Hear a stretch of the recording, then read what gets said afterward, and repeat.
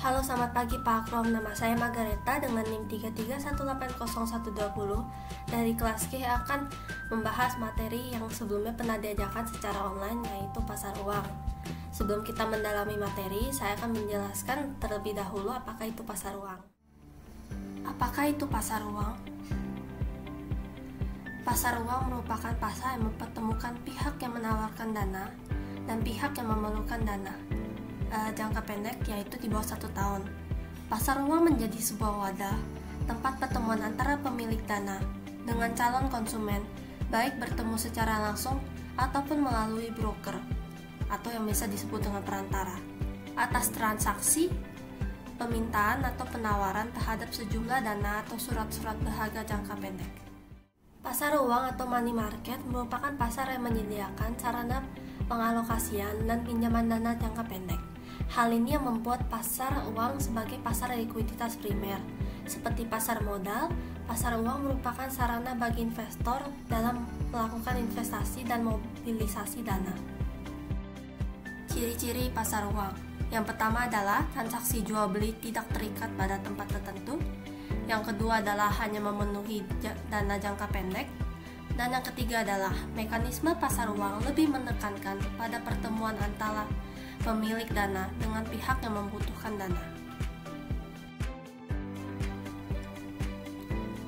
Fungsi pasar uang. Yang pertama adalah sarana pengendali moneter oleh penguasa moneter dengan melaksanakan operasi pasar terbuka dengan cara melalui transaksi SBI dan SPBU bagi pemerintah atau Bank Indonesia sebagai bank sentral, di mana SBI sebagai instrumen dalam melakukan operasi pasar terbuka yang digunakan untuk tujuan kontraksi moneter, dan SPBU sebagai instrumen ekspansi moneter. Yang kedua adalah sarana investasi bagi investor atau kreditur jangka pendek. Dan yang terakhir adalah untuk sarana mobilisasi bagi borrower atau debitur. Tujuan pasar uang secara umum. Untuk pihak yang membutuhkan dana, yang pertama adalah memenuhi kebutuhan dalam jangka pendek. Yang kedua adalah memenuhi kebutuhan modal kerja perusahaan. Yang ketiga, memenuhi kebutuhan likuiditas. Dan yang keempat, yang sedang kalah clearing. Untuk pihak yang menambah dana, yang pertama adalah memperoleh penghasilan dari tingkat suku bunga tertentu.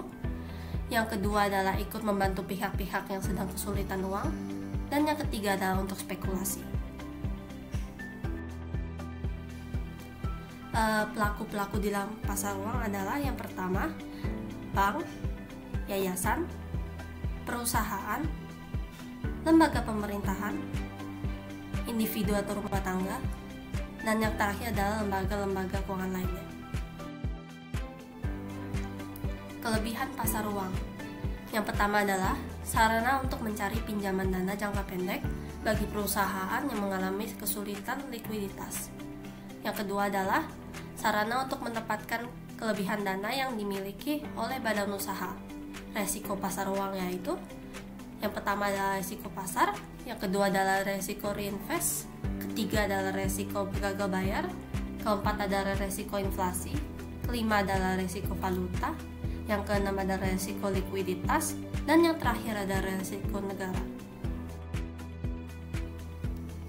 Instrumen pasar uang internasional yaitu Treasury Bills, Commercial Paper, Negotiable Certificate of Deposits, Bankers Acceptance, Bill of Exchange, dan yang terakhir adalah Repurchase Agreement.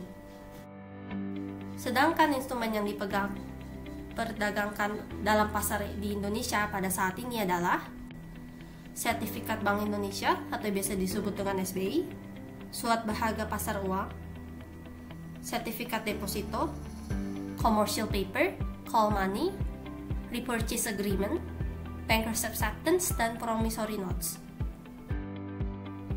Yang pertama kita akan membahas tentang Treasury Bills. Treasury Bills merupakan instrumen uang yang diterbitkan pemerintah atau bank sentral atas unjuk dengan jumlah tertentu yang akan dibayarkan kepada pemegang pada tanggal yang ditetapkan. Treasury bills berjangka waktu jatuh tempo 1 tahun atau kurang dan dianggap sebagai instrumen yang sangat aman karena diterbitkan oleh pemerintah atau biasanya bank sentral. Oleh karena itu, treasury bills sangat mudah untuk dijual belikan dan disukai oleh perusahaan-perusahaan dan lembaga keuangan yang mereka pakai sebagai cadangan likuiditas sekunder. Treasury bills lagi. Treasury bills dapat dijadikan sebagai sarana investasi di samping untuk cadangan likuiditas karena instrumen pasar keuangan ini tidak beresiko, memiliki pasar sekunder, dan resikonya terjadi kerugian sangat kecil. Rumus yang dipakai dalam perhitungan treasury bills adalah discount rate sama dengan selisih per nominal dikali 360 per jangka waktu. 360 itu adalah jumlah hari dalam setahun. Effective yield sama dengan selisih dikali 100% per rata-rata permintaan dikali 360 dibagi jangka waktu. Contoh soal treasury bills. Di dalam sebuah pelelangan T-bills yang berjangka 90 hari, permintaan rata-rata adalah US 92,75 per US dollar 100. Tentukanlah discount rate dan effective yield-nya.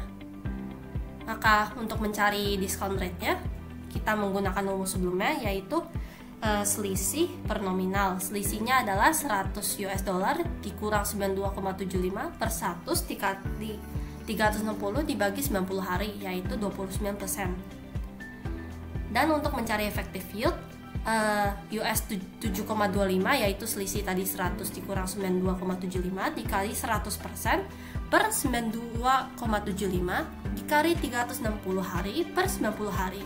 Dan kita akan dapatkan 31,27% untuk effective yield. Instrumen keuangan lainnya adalah commercial paper. Commercial paper ini merupakan promise atau janji yang tidak disertai dengan jaminan atau yang biasa disebut dengan unsecured promissory notes. Diterbitkan oleh perusahaan untuk memperoleh dana jangka pendek dan dijual kepada investor dalam pasar uang. Janji akan membayar tertentu uang pada saat jatuh tempo. Biasanya CP berkisar beberapa hari hingga 270 hari. Dapat didiskonto, mempunyai bunga, dan dapat diterbitkan dengan atau tanpa jaminan. Dikarenakan Bapak CP tidak memakai jaminan, maka penerbit CP adalah perusahaan yang memiliki kredibilitas tinggi atau yang mempunyai peringkat relatif sangat tinggi. Kenyataannya beberapa CP diterbitkan dengan dukungan aset perusahaan atau dengan backup fasilitas kredit dari bank. Nah, dari itu ada kelebihan commercial paper bagi penerbit issuer atau yang biasa disebut issuer dan investor antara lain sebagai berikut. Kelebihan commercial paper untuk dari sisi penerbit adalah 1. Tingkat bunga CP lebih rendah daripada prime rate, yaitu tingkat bunga kredit yang dikenakan perbankan kepada nasabah utamanya, sehingga biaya yang akan menjadi lebih murah. Yang kedua adalah tidak perlu menyediakan jaminan. Yang ketiga adalah penerbitannya relatif mudah karena prinsipnya hanya melibatkan penerbit dan investor. Yang terakhir adalah jangka waktu jatuh tempo lebih fleksibel karena dapat diperpanjang atas persetujuan investor. Kelebihan commercial paper dari sisi investor adalah yang pertama, CP menawarkan penghasilan yang lebih tinggi dibandingkan instrumen lain. Misalkan dibandingkan sertifikat deposito berjangka atau treasury bills dia lebih tinggi. Yang kedua adalah dapat dijual kembali atau didiskontokan tanpa perlu menunggu jatuh tempo. Yang ketiga adalah tingkat keamanannya relatif tinggi karena penerbit CP umumnya perusahaannya ratingnya tinggi. Jadi orang bisa percaya dengan perusahaan. Kelemahan commercial paper. dari kepentingan investor dan issuer. Kalau tadi kan dari sisi masing-masing, kalau ini dari keduanya. Bagi investor, CP merupakan instrumen yang tidak disertai jaminan sehingga keamanannya tidak terjamin. Yang kedua adalah kemungkinan issuer melakukan rekayasa laporan keuangan untuk memperlihatkan keadaan likuiditas dan kemampuan perolehan labanya itu lebih tinggi. Yang ketiga adalah bagi perusahaan penerbit, CP merupakan sumber dana jangka pendek sehingga perusahaan kurang leluasa untuk dijadikan sebagai modal investasi. Instrumen yang ketiga adalah sertifikat deposito atau biasanya disebut dengan Certificate of Deposit. Itu merupakan sebuah instrumen keuangan yang diterbitkan oleh suatu bank atas unjuk dan dinyatakan dalam suatu jumlah, jangka waktu, dan tingkat bunga tertentu.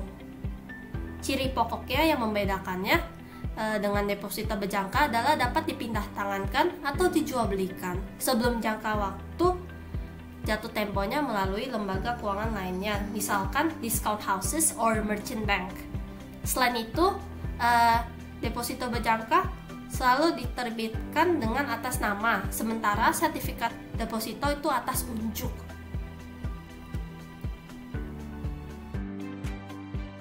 Dipakai dalam perhitungan sertifikat deposito adalah proceeds sama dengan nominal kali 360 hari per 360 hari ditambah tingkat diskonto dikali jumlah hari diskonto. Untuk rumus diskonnya kita bisa memakai proceeds sama dengan principal dikali 100 dikali 360 ditambah issue rate dikali issue rate tenor in days per 100 dikali 360 ditambah dealing rate dikali days to run to maturity. Catatan, jumlah hari untuk sertifikat deposito di Inggris dalam setahun adalah 365 hari, sedangkan untuk seluruh dunia lainnya mereka memakai 360 hari. Nah, itu kita ada melakukan contoh soal sertifikat deposito. Sebuah bank menerbitkan sertifikat deposito pound sterling GBB 400.000 pounds dengan issue rate 13% per tahun dan mempunyai issue tenor in days 180 hari. Sertifikat ini dijual dengan dealing rate 12,25%, sementara days to run to maturity-nya sebesar 130 hari. Carilah keuntungan yang diterima oleh investor. Untuk mencari keuntungan, kita bisa mencari positsnya dulu. Positsnya dihitung dengan GBB 400.000 itu pokoknya dikali 100 dikali 365 hari karena ini di Inggris, jadi memakai 365 hari ditambah 13 itu issue tenor issue rate-nya dikali 180 per 100 dikali 365 ditambah 12,25 dikali 130. Kita akan mendapatkan GBB-nya 407.849,31. Dan dengan posits tadi kita akan menghitung jumlah uang yang diterima investor pada saat jatuh tempo, yaitu GBB 400.000 ditambah 400.000 dikali 180 dibagi 365 hari dikali 13 per 100. Kita akan mendapatkan keuntungan yang diterima dengan cara mengurangkan hasil yang tadi dengan positsnya, yaitu 425.643,84 dikurang 407.849,31, yaitu keuntungan yang didapatkan adalah 17.794,53. Bankers Acceptance merupakan instrumen pasar keuangan yang dapat dipindah tangankan seperti CP dan memberikan alternatif untuk memperoleh kredit pada saat barang-barang dikapalkan untuk segera dikirim ke luar negeri. Seperti commercial paper, Bankers Acceptance dapat dipindah tangankan, oleh karena itu dapat dijadikan sebagai instrumen pasar uang. Bankers Acceptance merupakan wesel berjangka yang ditalik oleh seorang eksportir atau importir atau suatu bank untuk membayar sejumlah uang atau untuk membeli valuta asing. untuk menghitung transaksi jual beli bankers acceptance dengan cara diskonto menggunakan rumus discount sama dengan principal dikali rate per 100 dikali days to maturity per 365 hari. Jangka waktu akseptasi biasanya berkisar 30 sampai 170 hari, di mana jangka waktu 90 hari yang paling umum. Contoh soal bankers acceptance. Bank ABC menerbitkan sebuah bankers acceptance dengan nilai 600 juta yang akan jatuh tempo pada tanggal 31 Desember 2019. Pada tanggal 20 Agustus 2019, bankers acceptance tersebut didiskontokan dengan discount rate 12% per tahun. Hitunglah proceeds-nya. Kita menghitung diskonnya dulu, yaitu 600 juta dikali 12 per 100 dikali 133 hari per 365. 133 hari itu dihitung hari setelah 20 Agustus. Di dalam bulan Agustus ada 11 hari, September ada 30 hari, Oktober ada 31, November ada 30, dan Desember ada 31. Jika ditotalkan, total harinya adalah 133 hari. Maka hasil dari perhitungan tadi, diskon kita mendapatkan diskon 26.235.616,44. Dengan diskon tadi kita dapat menghitung proceeds-nya, yaitu 600 juta dikurang 26,235.616,44. Kita akan mendapatkan proceeds 573.764.383. Instrumen keuangan lainnya adalah Bill of Exchange. Bill of Exchange merupakan suatu perintah tertulis tanpa bersyarat yang ditunjukkan kepada seseorang atau pihak lain untuk membayar sejumlah uang pada saat tanggal tertentu kepada penarik atau order atau pembawa. Bill of Exchange merupakan instrumen untuk memperlancar perdagangan internasional atau ekspor impor biasanya. Dikarenakan sifatnya yang liquid, penjual dapat memperoleh pembayaran lebih awal sebelum vessel jatuh tempo dengan cara mendiskontokan kepada bank-bank atau lembaga keuangan lainnya sebagai investasi jangka pendek. Maka instrumen ini sangat umum digunakan di dalam perdagangan. Rumus yang dipakai di perhitungan Bill of Exchange dalam transaksi jual beli vessel. Kita dapat memakai rumus discount charge sama dengan principal dikali rate per 100 dikali days to maturity per 365. Jangka waktu jatuh tempo atau tenor vessel ini umumnya berkisar 6 sampai 180 hari. Bill of Exchange ini akan berubah menjadi bankers acceptance apabila telah diaksep oleh bank. Sebuah Bills of Exchange yang bernilai 20 juta mempunyai jatuh tempo 80 hari dan akan dijual dengan diskonto 12%. Hitunglah discount rate dan proceeds-nya. Kita dapat menghitung discount charge-nya dengan cara 20 juta dikali 12 per 100 dikali 80 per 365 hari, yaitu 526.027,4. Lalu kita dapat menghitung proceeds-nya, yaitu 20 juta dikurang 526.027,4 ribu sama dengan 19.473.972,6.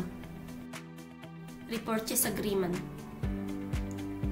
Repurchase Agreement merupakan transaksi jual beli surat-surat berharga yang disertai dengan perjanjian bahwa penjual akan membeli kembali surat-surat berharga yang dijual tersebut pada tanggal dengan harga yang ditetapkan terlebih dahulu.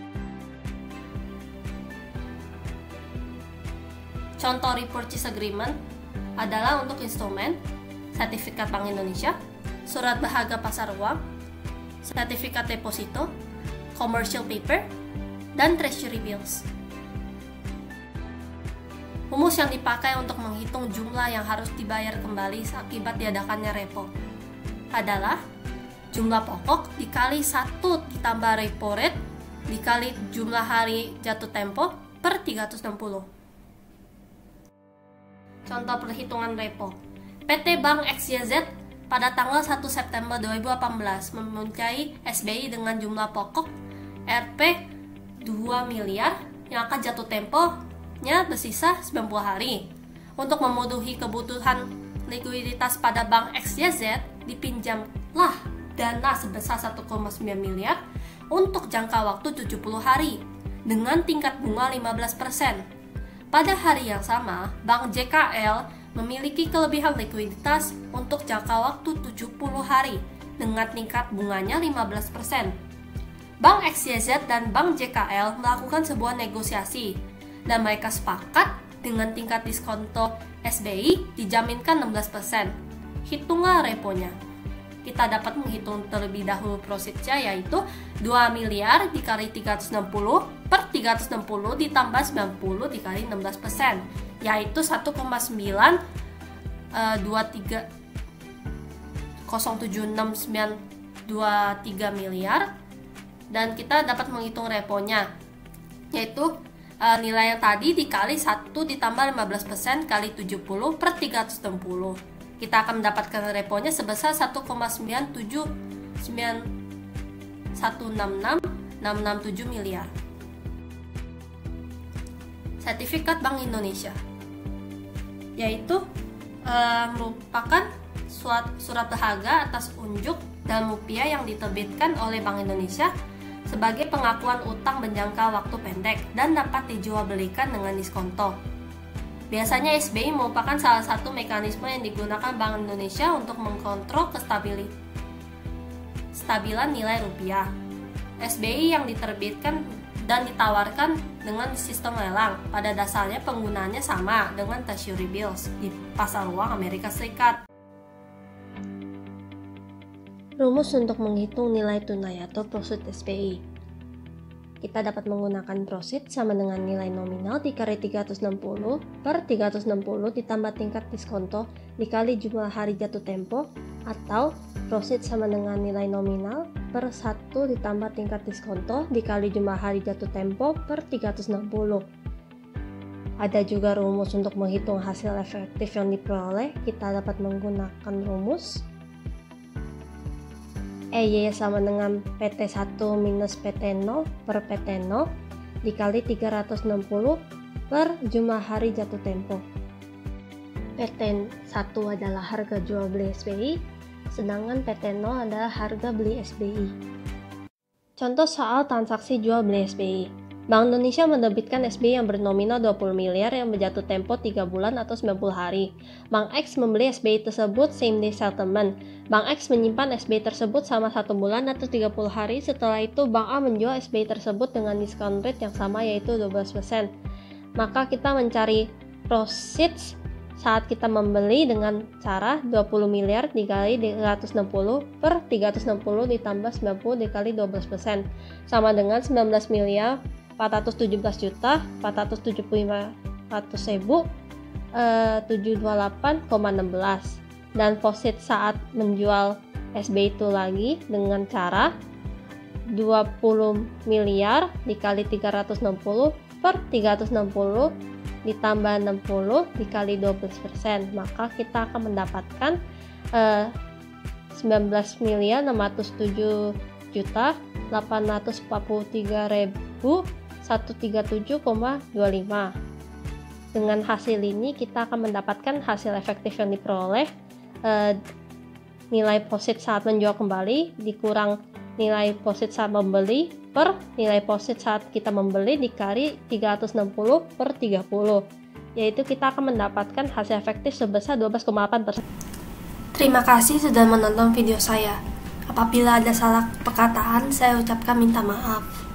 Semoga video yang saya sudah buat berkesan untuk Bapak. Atas perhatiannya saya ucapkan terima kasih.